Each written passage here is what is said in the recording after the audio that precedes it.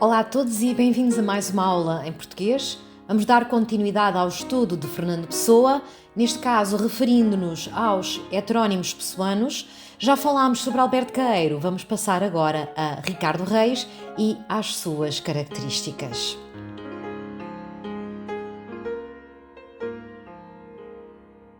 Ora, quanto a Ricardo Reis e à sua biografia, ele é o mais velho dos heterónimos. Nasceu a 19 de setembro de 1887 e é também, por isso, mais velho do que Fernando Pessoa. Nasce no Porto, mas foi educado por padres jesuítas no colégio jesuíta, tendo uma educação bastante clássica tradicional. Formou-se então em medicina, sendo que a sua profissão é médico. No entanto, acaba por se expatriar para o Brasil em 1919, uma vez que se considera monárquico. Para além de ser médico, era também um latinista e professor de latim num colégio americano, e Fernando Pessoa considerava que Ricardo Reis escrevia melhor do que ele próprio. Ora, fisicamente era um pouco mais baixo e mais forte do que Caeiro. A sua pele era de um moreno mate e tinha a cara rapada. A sua gênese literária dá-se então a 29 de janeiro de 1914, por volta das 11 horas da noite. Referindo-nos agora às características poéticas deste heterónimo, não podemos deixar de referir as duas filosofias de vida que estão constantemente ligadas a Ricardo Reis, o epicurismo e o estoicismo. Ora, estas duas escolas filosóficas clássicas tiveram uma grande influência em Fernando Pessoa e, obviamente, por acrescento, em Ricardo Reis. No que diz respeito ao estoicismo, esta escola foi fundada por Zenão e o seu nome vem precisamente do local onde se reuniam os discípulos de Zenão, num local da Ágora, e que tinha pórticos a que se dava o nome de Sto Poikile. Ora, esta filosofia foi fundada precisamente na primeira parte do século III a.C. E apesar de Zenão ser fenício, natural do Chipre, ele viveu a maior parte da sua vida em Atenas. Dos seus escritos só chegaram alguns fragmentos. No geral, e referindo-nos à filosofia do estoicismo, podemos então considerar as seguintes características.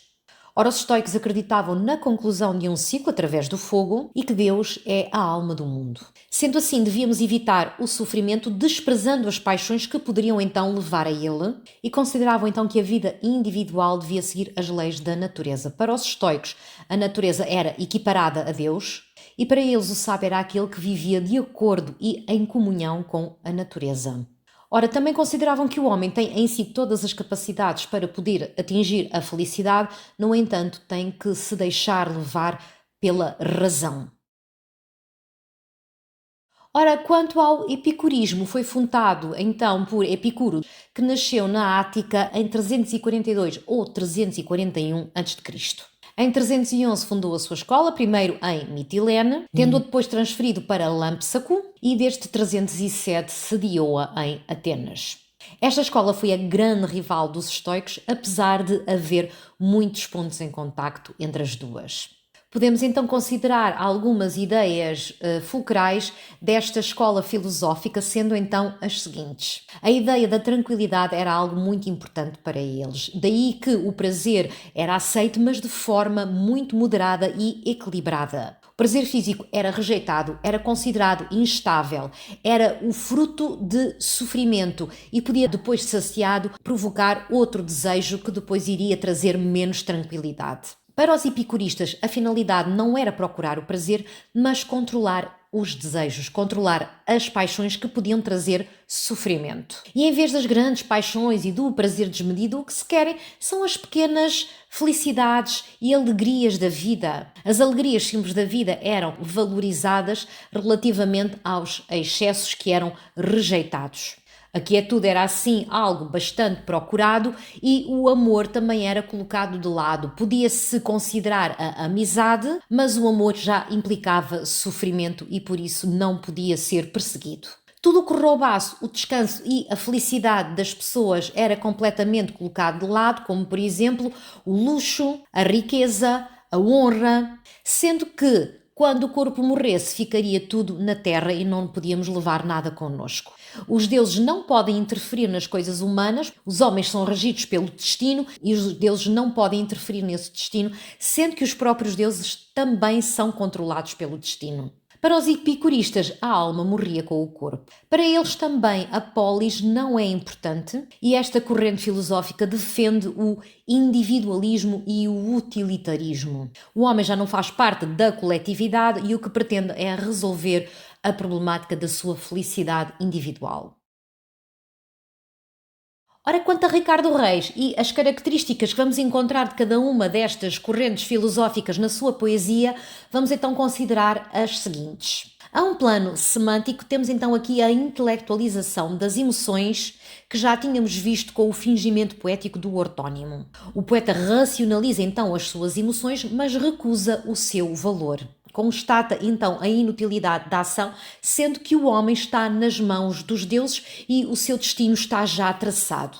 O homem não é mais do que um ser manipulado pelos deuses. Quanto ao plano formal, podemos verificar que os poemas de Ricardo Reis dão a ideia de didatismo, dá a sensação que ele está a ensinar uma lição de vida que se aplica não só a ele, mas a todos os seres humanos. Daí que o tom seja muito coloquial, quase como que a subentender que há um destinatário implícito neste discurso. Utiliza também muitos nomes como atributos, ou seja, os nomes vão adquirir aqui a função de adjetivos. Tendo em consideração a formação académica deste heterónimo, os latinismos também vão ser constantes, sendo que a alteração violenta da frase vai ser também algo bastante presente através do hipérbato.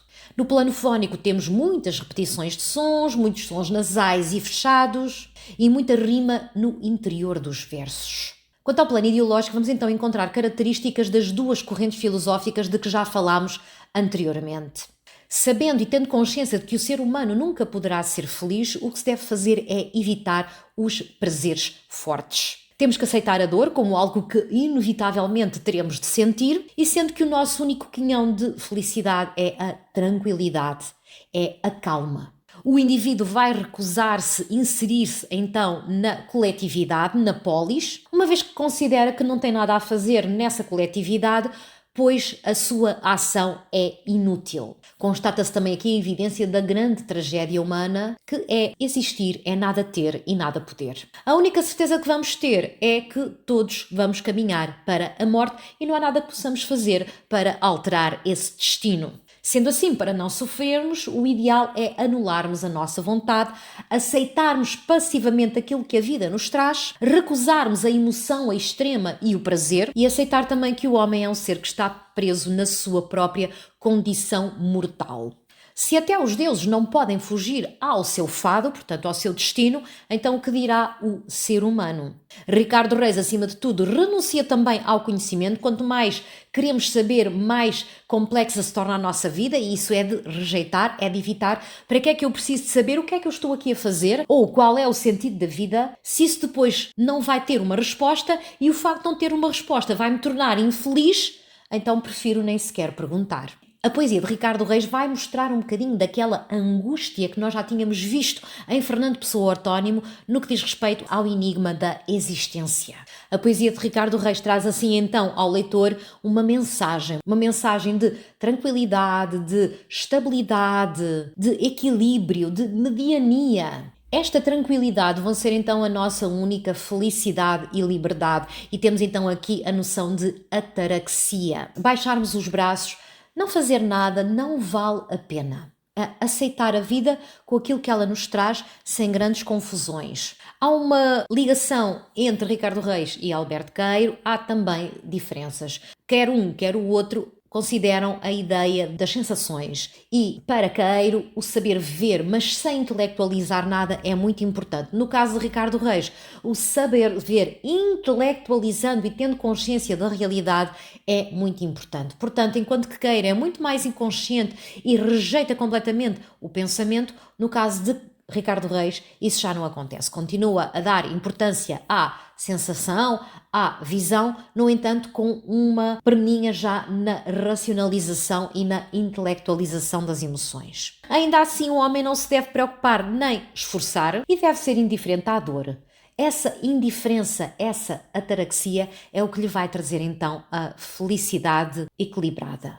Sendo assim, o homem vai estar muito mais preparado para aceitar o seu destino, neste caso a morte, e obviamente também sabendo que nós somos perecíveis, e basta pensarmos no facto de estarmos aqui e estarmos praticamente já a avançar para a nossa morte, vamos também ter que aproveitar o dia a dia, portanto, aproveitar aquelas pequeninas alegrias que nós encontramos no presente, no carpe diem, portanto, aproveitar o momento. Como só o presente é real e o futuro é uma incógnita, o homem tem consciência da fugacidade da vida e que a vida é efêmera. O tempo é inexorável, não para, está sempre a passar e é por isso que nós não podemos deixar de viver a nossa vida no presente para pensarmos em coisas que nem sequer ainda aconteceram. Portanto, aceitamos aquilo que aí vem e vivemos as pequenas alegrias e o momento presente o melhor que pudermos dentro, obviamente, da ataraxia, da tranquilidade e daquela indiferença. A nível formal, vamos encontrar aqui também todas as características clássicas, não esquecer que Ricardo Reis era um grande intelectual e era um grande erudito, e por isso vamos encontrar então as seguintes características. Uma grande precisão verbal, vamos encontrar também o recurso à mitologia, portanto vai haver aqui várias noções de divindades e nomes de deuses mitológicos, vai privilegiar formas poéticas fixas como a ode, o epigrama, a elegia. Eu vou deixar aqui só algumas informações sobre estas 3 formas poéticas fixas. Se quiserem podem parar depois o vídeo para ler um bocadinho melhor. A nível da sintaxe, uma grande influência da sintaxe clássica latina, ou seja, a frequente inversão da ordem da frase, hipérbato. As ideias vão aparecer muito disciplinadas, uma vez que para ele o intelecto, a razão, é algo que tem que estar sempre presente na nossa vida. No que diz respeito à ideia de paganismo, Ricardo Reis tem uma grande crença nos deuses antigos. Na moral pagã, nós temos a aceitação do nosso destino, a entrega do indivíduo sem que nada perturbe essa fé e essa crença. Ora, para terminarmos Ricardo Reis, vamos então fazer assim uma síntese de tudo o que foi dito anteriormente para podermos ficar com uma ideia geral das características poéticas deste heterónimo. Portanto, já vimos que ele é o poeta clássico da serenidade epicurista, aceita com uma lucidez calma a fugacidade das coisas, aceita a antiga crença nos deuses como disciplinadora das emoções, defende a busca de uma felicidade relativa através da indiferença relativamente às emoções extremas, defende também o prazer do momento, neste caso estamos a ver mais a vertente epicurista, o carpe diem, o aproveitar a vida, aproveitar o momento, defende também que a vida deve estar em conformidade com as leis do destino. A tranquilidade é muito importante para Ricardo Reis, uma vez que a busca desta tranquilidade, ou seja, desta ataraxia, pode levá-lo à felicidade.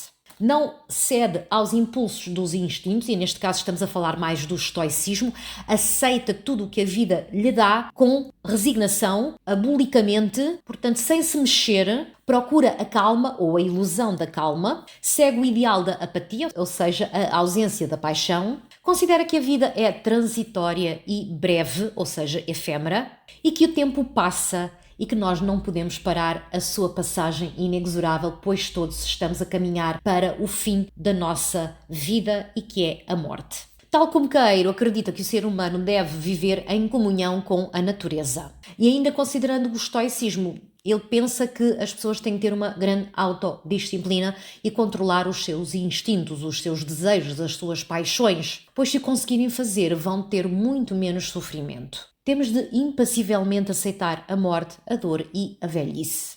O sustine et abstine faz parte então desta filosofia do estoicismo, que é a ideia de vamos aguentar e vamos abdicar. E abdicar de quê? Abdicar de lutar e conformarmos-nos com a tragédia da vida humana.